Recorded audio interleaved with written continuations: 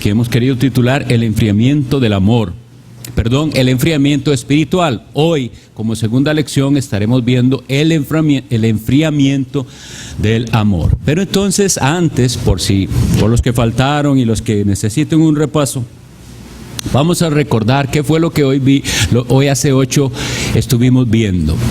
Brevemente, repaso. Vimos que hay una clase de enfriamiento, o más bien que el enfriamiento comienza por algo oculto en el corazón. Gracias, hermano. Antes de que se den los síntomas y las actitudes incorrectas en la vida cristiana, hubo un comienzo. Y entonces estuvimos hablando de esto, que todo parecía estar bien. La persona está viniendo a la iglesia, hace las cosas que se supone que debe hacer, pero hay un problema interno antes de que se manifieste lo externo. Entonces, para resumirlo, es aquellos que han adoptado una religión de yo simplemente hago lo que tengo que hacer y no hago lo que no debo hacer, y de eso se trata su cristianismo. Así no es como se vive el cristianismo. Entonces, estuvimos hablando de la necesidad de examinarnos al respecto.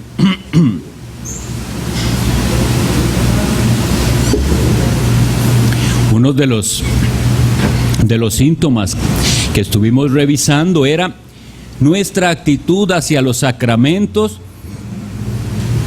¿Cómo es que nosotros vemos la celebración de la Cena del Señor, por ejemplo? ¿Es un simple ritual? Venimos, hacemos lo que hay que hacer. ¿O de verdad hay un creciente entendimiento de lo maravilloso del sacrificio de Cristo, de lo sublime, y de que eso alimenta mi alma? También pusimos el ejemplo de los bautismos. Vemos una persona más que profesó fe en Cristo y se bautiza. ¿Qué hay en nuestras almas? ¿Hay alegría, gozo espiritual, o simplemente acostumbrados? Otro se bautizó y no pasó nada. O nos vimos allá y eso nos recordó que un día nosotros hicimos profesión de fe en Cristo, que un día fuimos sepultados en aquellas aguas y resucitados a una vida nueva. ¿O fue algo simplemente otro de los ritos que se hacen en la iglesia? Las conversiones. Viene alguien y da testimonio porque dice que quiere pertenecer a la iglesia. ¿Cómo nosotros vemos eso? Salimos contentos. El Señor está haciendo en medio de nosotros algo. Está salvando almas. O simplemente hubo otro testimonio y no pasó nada en nuestras almas. Eso indica que hay un enfriamiento espiritual. Y entonces estuvimos hablando de las necesidades de un examen, y un examen honesto. Y yo no voy a preguntar a cada uno, no hacemos esas cosas, pero cada uno sabe si hizo el examen. Porque lo que yo había pedido es, cada uno hoy mismo haga ese examen de cómo está, de si hay fervor en su alma por Cristo y por las cosas de Dios, o si simplemente tiene la rutina de venir a la iglesia, de hacer lo que hay que hacer y no meterse en cosas malas de lo que no hay que hacer. Vamos a empezar hoy leyendo en el Evangelio de Mateo capítulo 24, el versículo 12.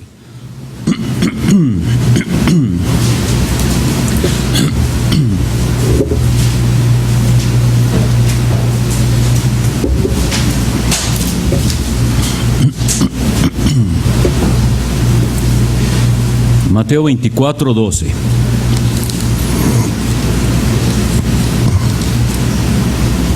Y por haberse multiplicado la maldad, el amor de muchos se enfriará. El versículo 13 dice, mas el que persevere hasta el fin, éste será salvo. Entonces, a lo que nos enfrentamos es a esto. El cristiano puede pasar por épocas de enfriamiento, pero Dios en su gracia y conforme a la promesa que Él hizo, lo va a restaurar. Pero habrá muchos cuyo enfriamiento, cuyo enfriamiento lo que va a mostrar es que no eran cristianos, porque no perseveraron hasta el fin. Y la marca de la fe verdadera es la perseverancia. Entonces, por eso dice Cristo que se va a enfriar el amor de muchos, pero que solo el que persevera hasta el fin será salvo. Pues vamos a empezar nosotros a ver el enfriamiento del amor y cuán importante es empezar por aquí. Ese es el mandamiento más grande. Leamos en Mateo 22, los versículos 37 y 38.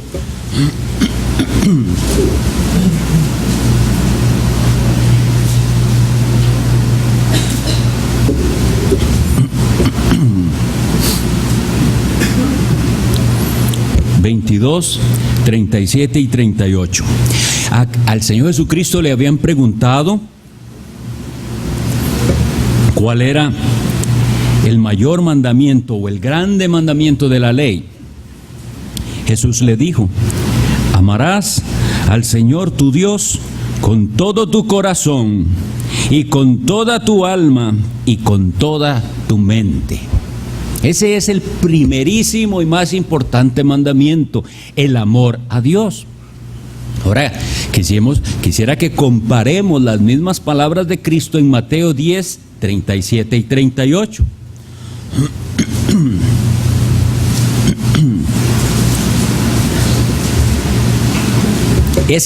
El Señor Jesucristo habla aquí, Mateo 10, 37 y 38, y dice así: el que ama a padre o madre más que a mí, no es digno de mí.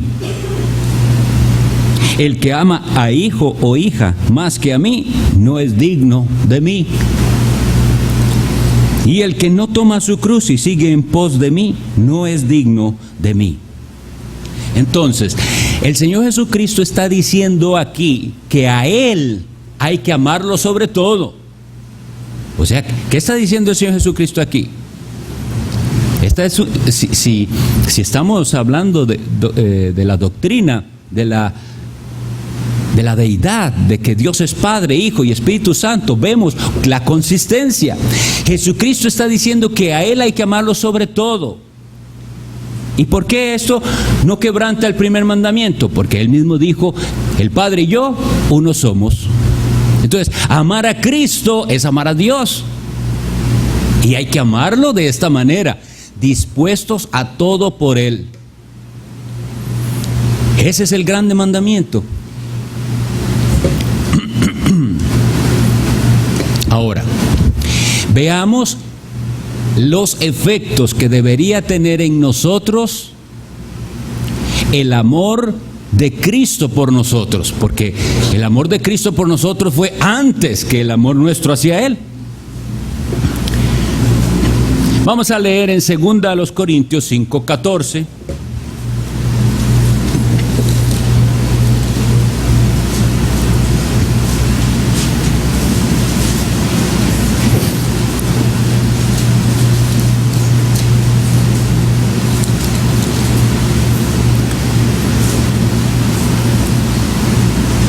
Segunda a Corintios 5:14 dice así: porque el amor de Cristo nos constriñe, pensando esto, que si uno murió por todos, luego todos murieron. Y sigamos leyendo. Y por todos murió, para que los que viven ya no vivan para sí, sino para aquel que murió y resucitó por ellos. Entonces, estamos enfrentados a esto. Hay un mandamiento sobre todos los mandamientos. El que cumple este mandamiento se preocupará por cumplirlos todos, que es amar al Señor nuestro Dios con toda nuestra alma y nuestro corazón y nuestra mente. Pero como sabemos, nosotros no podemos hacer tal cosa. Ningún ser humano puede hacer tal cosa, ni lo cumplimos. Sin embargo, Dios hizo algo en Cristo por los creyentes. Fue su amor hacia nosotros el que va a producir en nosotros el amor necesario hacia Dios. Ok, esta palabra constriñe significa apretar. Constreñir significa apretar, puede ser empujar, y entonces la interpretamos como impulsar a algo.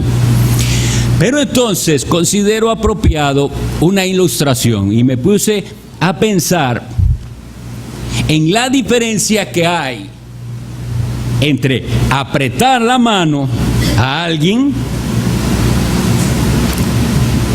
Vamos a poner este ejemplo, que pensé, yo y mi hija, o usted y su niñito, el que esté cuidando, su hijo, su sobrinito, su nieto, etc. Usted aprieta su mano, porque los niños sabemos que se corren, se buscan el peligro, y yo tengo que cómo tenerlos, bien apretados, sostenidos bien fuerte. ¿Por qué lo hago? Porque lo estoy cuidando y no voy a dejar que se suelte. Ustedes saben cómo son los niños. Si lo suelto un momentito, se corre al peligro, a cruzar la calle, a lo que sea. Esa es una manera de yo apretar con un propósito. Ahora, ¿qué diferencia ven entre apretar la mano de un niñito para sostenerlo, para cuidarlo, y apretarle el cuello a alguien? Hay una gran diferencia, ¿verdad? Apretarle el cuello quiere decir, usted me hace caso, porque me hace caso, no es lo mismo que lo otro. Es decir, ese constreñir del amor de Cristo tenemos que entenderlo. Nosotros no estamos cumpliendo la ley del Señor, ni sirviéndole a Él de esa manera de que Dios nos agarró del cuello y nos dice, usted me va a hacer caso. No es eso, no es así. Él nos adopta y ahora Él va a cuidar de nosotros, y Él nos agarra de la mano y dice, es por aquí, y usted viene por donde es. ¿Entiende? Hay una guianza. Ahora, hay algo aún más, creo, que nos puede aclarar aún más, porque ¿dónde nos constriñe el amor de Cristo? ¿No les parece que ese apretar es en el corazón? Es en el corazón que entiende lo que Él hizo por nosotros. Porque en este texto nos dice que Él murió para que ya nosotros no vivamos para nosotros mismos. Cuando un cristiano medita en Cristo y en lo que Cristo estuvo dispuesto a hacer por salvarle y perdonar sus pecados, ese amor de Cristo le empuja el corazón, se lo estruja a que le sirva a Cristo, a que le devuelva su amor de alguna manera. Entonces, debemos entender esto. Estamos mandados a amar a Dios, pero ese impulso de amar a Dios y de servirle, y recuerden que amar al Señor es obedecerle, ¿verdad? Eso tenemos que tenerlo bien claro. No se trata de sentimientos, no se trata de que yo diga que yo lo amo. Es que el amor se va a demostrar en la obediencia. Si me amáis, guardáis mis mandamientos. Esa es la traducción más apropiada, dijo Cristo. Y el que me ama, mi palabra guardará. Pero, entonces, recordémoslo bien, no es coerción, no es obligación, no es pesada carga. Es que nos impulsa el entender lo que Cristo hizo por nosotros, nos impulsa a la obediencia. Entonces puse una notita aquí: debemos ser impulsados por el amor y no obligados por el miedo. No es el miedo más a la condenación lo que nos empuja, ni alguna otra clase de miedo a las consecuencias de nuestras acciones. Con esto no estoy negando que eso sea incluso un medio en el que Dios nos previene, y así también debemos enseñar a otros. Las acciones tienen consecuencias. A veces esa es una buena manera de disuadir a alguien que va a hacer algo malo, hablarle de las consecuencias. Y sin embargo, en el verdadero creyente no es solo eso, no es las consecuencias de sus acciones las que lo llevan a evitar tal o cual pecado. Es el amor de Cristo. Ahora, entonces, veamos este asunto del temor, de la diferencia de servir a Cristo por amor y esta clase de temor que no debe estar en nosotros. Leamos primera de Juan 4:18.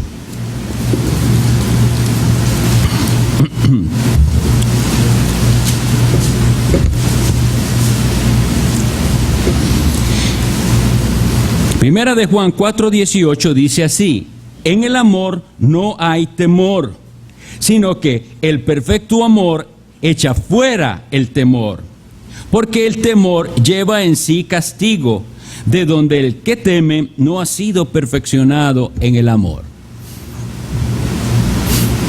¿Cómo entendemos esto? Bueno, debemos ser cuidadosos al interpretar. Porque en el corazón de los creyentes debe haber siempre temor a Dios. Pero a nada más. Nosotros no tenemos que tener temores a nada, hermanos. Y si tenemos temores y miedos, esos temores tienen que llegar a ser vencidos. Porque nosotros no debemos temer a nada ni a nadie, únicamente a Dios. Y este temor del que está hablando aquí, que no debe haber, es: si usted ha recibido el amor de Cristo, si usted lo entiende, ya no tiene que tenerle miedo a nada, a nada. Hoy estamos enfrentados con eso. Si nosotros vivimos con miedos y temores, hay un problema. Porque aquí dicen: el amor no hay temor. El perfecto amor echa fuera del temor. ¿Cuál es ese perfecto amor?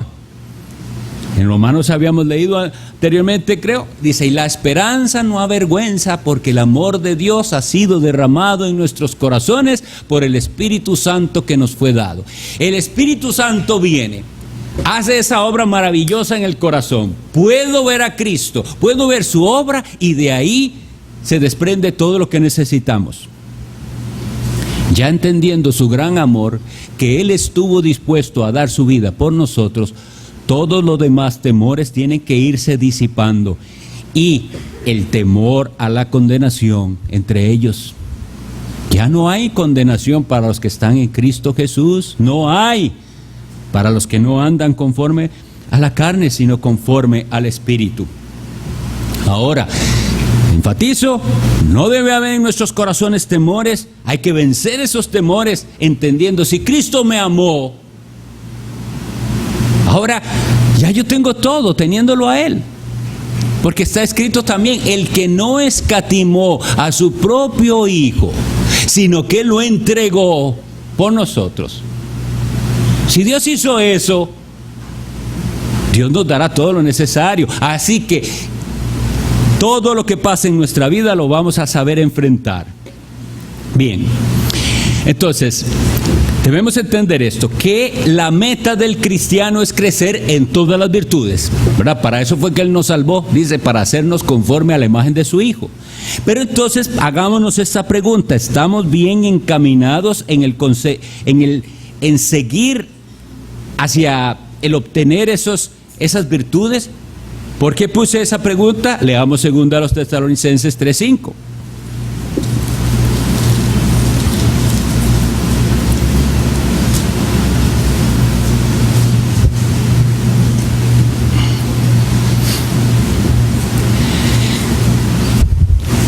Y el Señor encamine vuestros corazones al amor de Dios y a la paciencia de Cristo.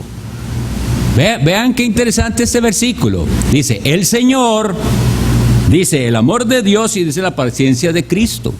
¿Cómo hace Dios para encaminarnos, es decir, dirigirnos hacia el amor de Dios y la paciencia de Cristo?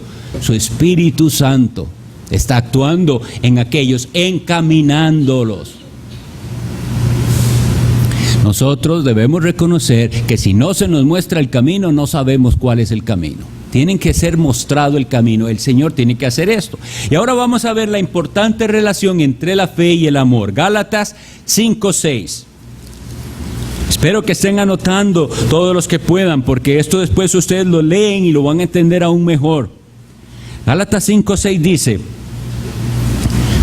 porque en Cristo Jesús ni la circuncisión vale algo ni la incircuncisión, sino que es lo que vale. Digámoslo así: porque en Cristo Jesús lo que vale es lo siguiente: la fe que obra por el amor. Regularmente enfatizamos que la fe verdadera no es un sentimiento, que la fe verdadera produce algo, produce obras. No es fe más obras, es que la fe produce en aquel que la tiene obras. Y vea cómo lo dice aquí, cómo lo expresa. ¿Cómo obra esa fe? Por el amor. Primera a los Tesalonicenses 5:8.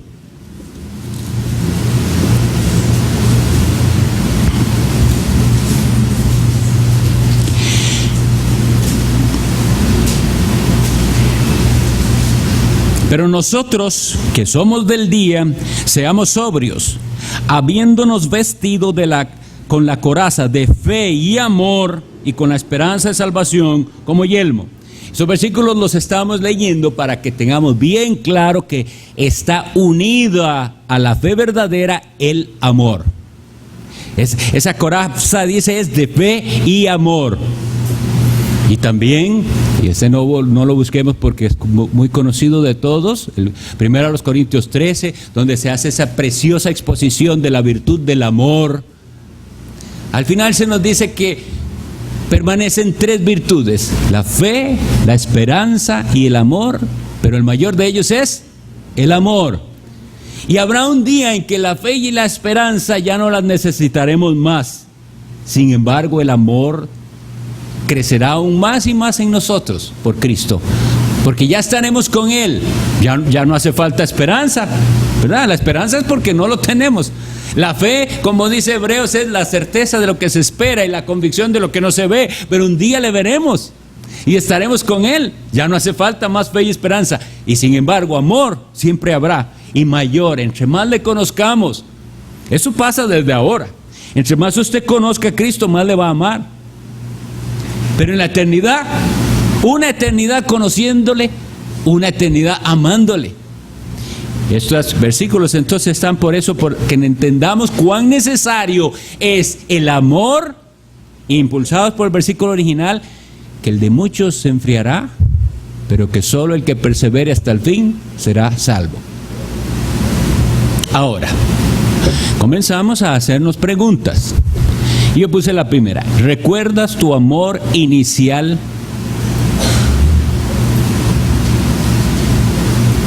¿Recuerda en el pasado cuando usted hizo profesión de fe en Cristo? Cuando usted podía decir: Dios hizo algo en mi vida, Dios me cambió, yo no soy el mismo de antes. Cuando usted quería a todo el mundo invitarle a la iglesia y hablarle de Cristo y darle un tratado o hablar de algo de Dios. Eso era su tema principal de conversación, y ahora por esas circunstancias del enfriamiento de su amor, ya casi no habla, ya casi no invita, ya casi no comparte. En Cantares hay una expresión de la esposa hacia el esposo, y ella dice así en Cantares 6:3: yo soy de mi amado y mi amado es mío. Esa unión, esa pertenencia, Él es mío, yo soy de Él, se da entre el cristiano y Cristo, entre la iglesia de Cristo y Cristo. Uno tiene que poder decir: yo soy de Cristo y Cristo es mío. Si eso ya no lo puede decir usted así, el amor se enfrió en su corazón. Apocalipsis 2:4.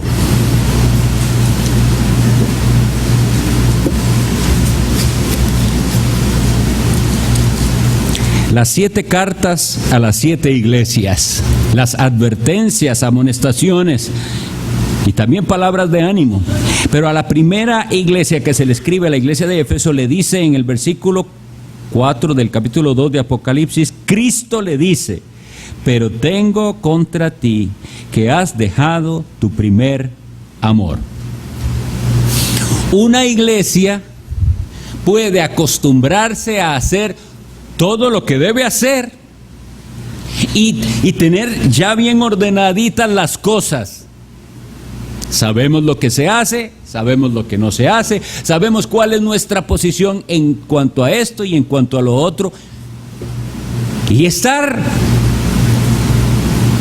digámoslo así, haber entrado en una rutina y haber perdido el amor. Cuando yo digo rutina, no quiero que piensen que la palabra en sí misma, rutina, es mala. La rutina es necesaria. Nosotros no podemos hacer las cosas cuando queremos y como queremos. Tiene que haber un orden y una rutina establecida. Pero el hecho que haya una rutina no significa que voy a hacer las cosas porque hay que hacerlas. Y eso es lo que pasaba en esta iglesia. Vea que le dice: ellos tenían un arduo trabajo, habían mostrado paciencia, se habían pronunciado contra los que eran falsos apóstoles, habían sufrido, habían trabajado arduamente, etcétera. Sí, hicieron todo lo que tenían que hacer, y sin embargo Cristo, que ve más allá y que ve en lo profundo, le dice: pero yo tengo algo contra ustedes, perdieron su primer amor. Ya no podían decir con esa emoción o entusiasmo: yo soy de mi amado es mío. Ya no podían hacerlo así.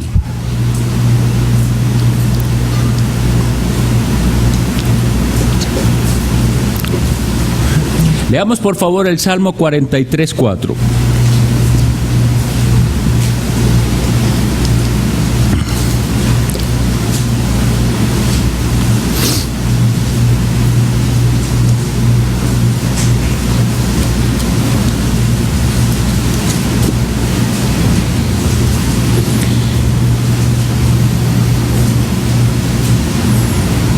Este es un día apropiado para leer esto y considerar si esta es nuestra actitud.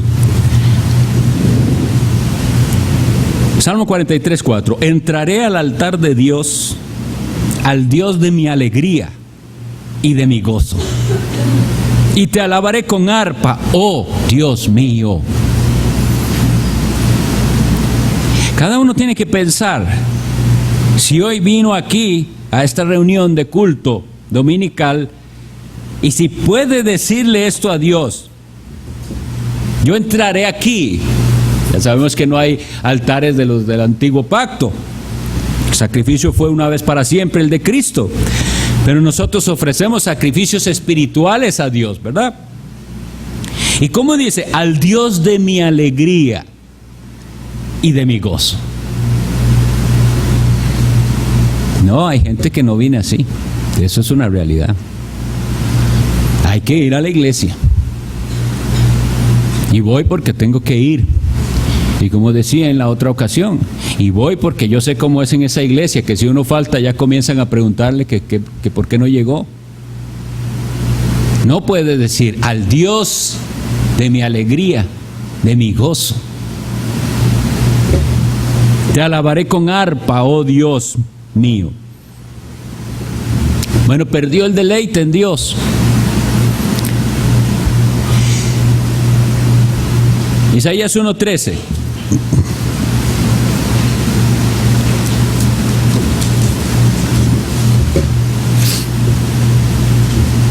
Isaías 1:13 dice: Dios mismo está hablando. No me traigáis más vana ofrenda. El incienso me es abominación. Luna nueva y día de reposo. El convocar a asambleas no lo puedo sufrir. Son iniquidad vuestras fiestas solemnes. ¿Ven cómo es posible que las multitudes, o no las multitudes, aquí mismo, vengamos supuestamente a traer nuestra ofrenda a Dios y Dios la considera una ofrenda vana? Y Dios considere nuestras oraciones. Recuerden que el incienso, eso es lo que representa. En Apocalipsis nos dice que ese incienso que subía son las oraciones de los santos. Eso representa. Y dice aquí que ese incienso para Dios era algo detestable. No quiero. ¿Por qué? ¿Por qué puede pasar eso? Bueno, en Proverbios está escrito: el que aparta su oído para no oír la ley, incluso su oración es abominable. Y eso puede estar pasando. Vengo, hago lo que tengo que hacer, oro, canto, hago lo que tengo que hacer, pero esa es una ofrenda vana delante de Dios. No hay deleite en él. Dios conoce su corazón. Ahora, como estamos en este examen, nosotros tenemos que ir examinándonos. Hay cosas prácticas que nosotros tenemos que ver en nuestra vida o en la de otros en este enfriamiento del amor. Porque, como les decía, el amor de Cristo me constriñe, me empuja a amarle y a obedecerle. Pero cuando yo dudo de ese amor, vean por ejemplo lo que puse aquí: los pensamientos negativos en cuanto al trato divino. Usted está enfrentando una situación. ¿Cómo es que usted está reaccionando ante esa situación. Como usted reaccione ante esa situación, me dice si usted se enfrió en el amor por Cristo.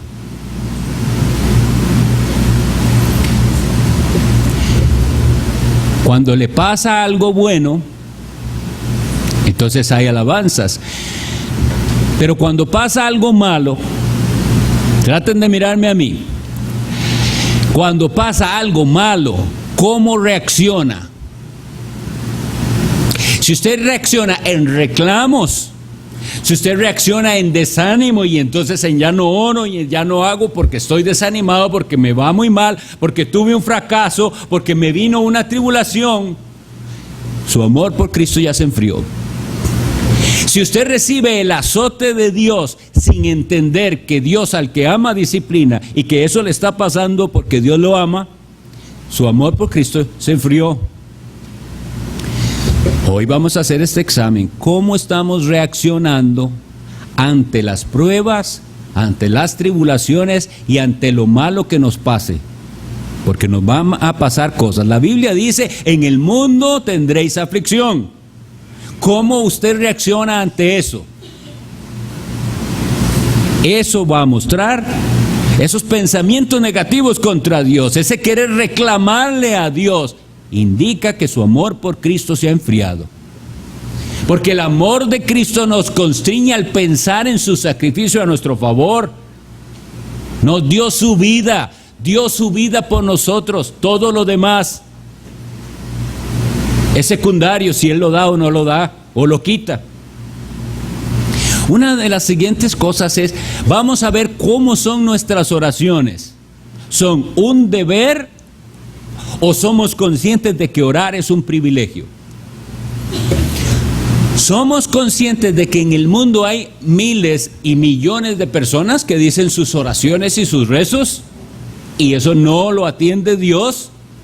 Pero que nosotros, creyentes, por la mediación de Cristo, somos escuchados.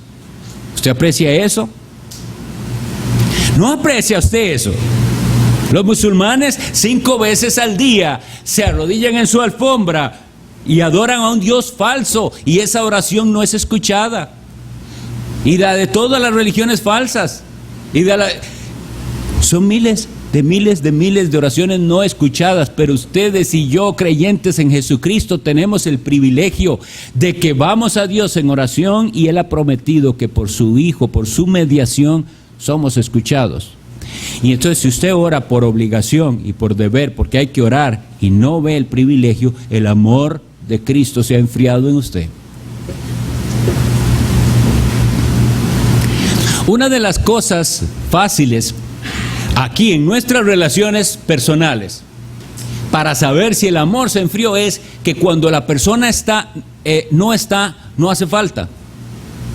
Cuando el amor está en ese estado correcto de fervor, la persona extraña al que no está. Me haces falta, hace días que no te veo. Y Dios quita su presencia de los suyos. Oigan esto, no lo olvidemos. Eso no estamos hablando de perder la salvación ni nada así. Dios oculta el rostro y quita su presencia de los suyos, a veces, por sus propósitos. ¿Y cómo reacciona aquella persona ante eso? Muestra si el amor se enfrió o no. Porque Dios puede esconder su rostro. Y yo siento que estoy orando y está mal, hay algo que no tengo y vengo al culto y no, pero mi alma está añorando la presencia de Dios y entonces sé que estoy bien. Dios está probándome, Dios está haciendo algo para acercarme a Él. Pero si usted no tiene conciencia de la presencia de Dios, si el culto para usted fue la misma rutina de siempre, si en la oración usted no sintió la presencia del Señor y usted no añora esa presencia, ahí hay un gran problema. Se supone entonces que los que se quieren, cuando se separan, se extrañan. Si usted pasa por esos desiertos espirituales y está feliz de la vida, eso es muy grave. Vamos a leer Unas citas más, primera de Juan 3, 17.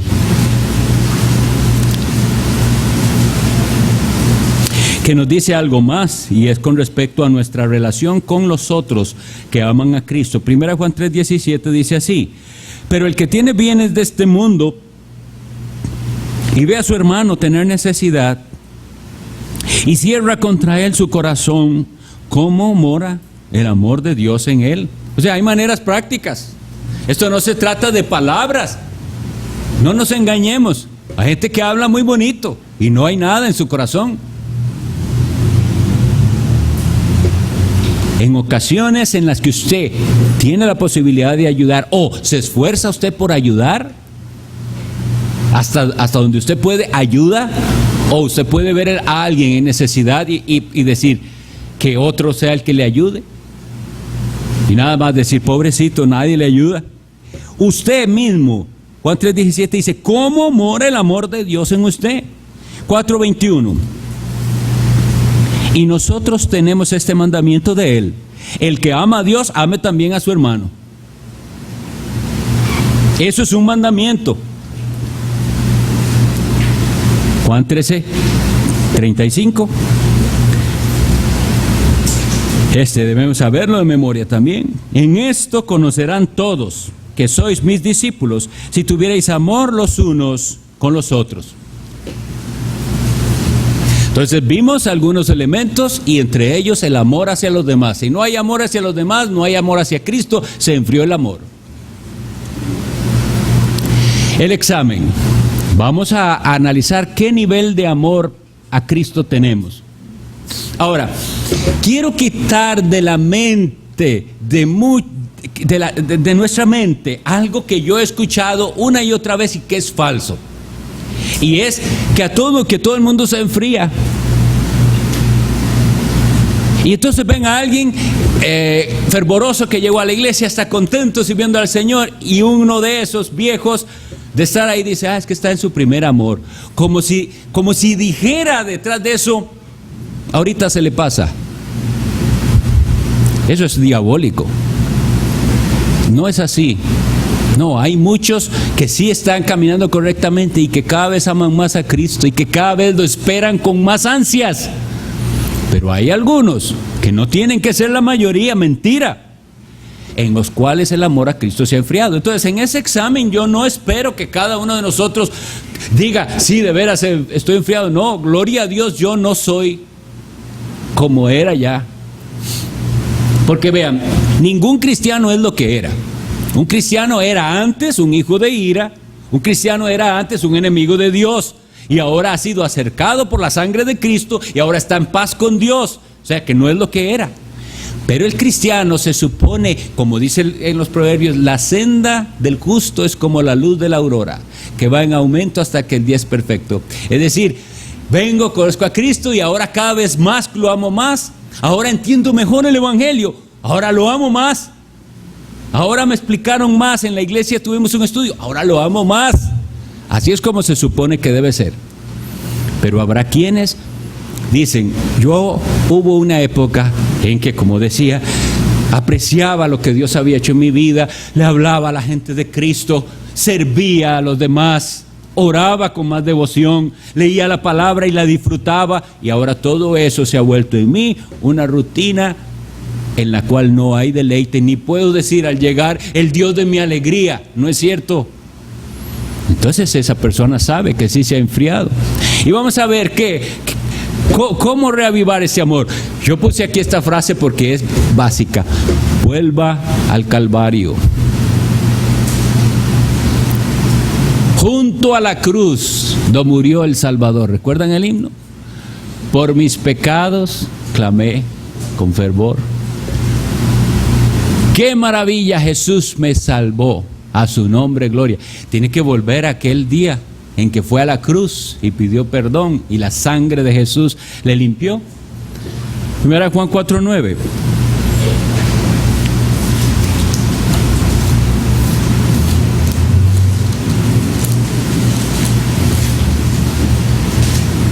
En esto se mostró el amor de Dios para con nosotros, en que Dios envió a su Hijo unigénito al mundo, para que vivamos por Él. Entonces, si usted va a un versículo como este y medita en esto fue lo que se mostró el amor de Dios, no en que todo me salga como yo esperaba en la vida, en que siempre todo lo que emprendo soy puros éxitos. No, en eso no. Aquí dice en qué fue, en que Él dio a su Hijo, lo envió. Ese es el amor.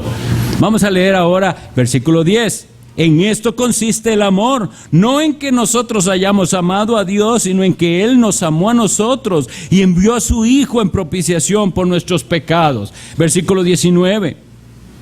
Nosotros le amamos a Él porque Él nos amó primero. Con estos versículos lo que estamos tratando de refrescar es, si hoy usted tiene fe en Cristo, es porque Dios en su gran misericordia quiso atraerlo a Él. Usted no lo merecía.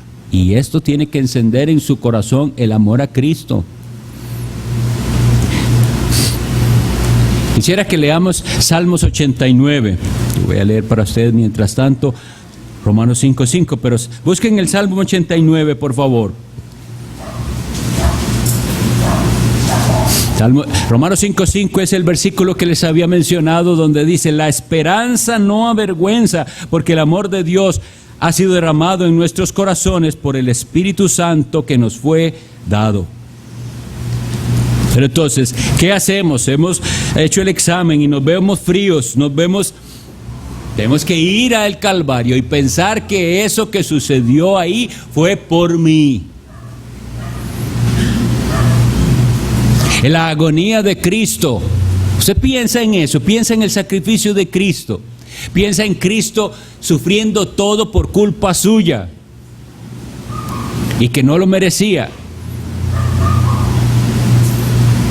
Salmos 89, 30 al 34 quisiera leer. Esta es una promesa para los que son de Cristo.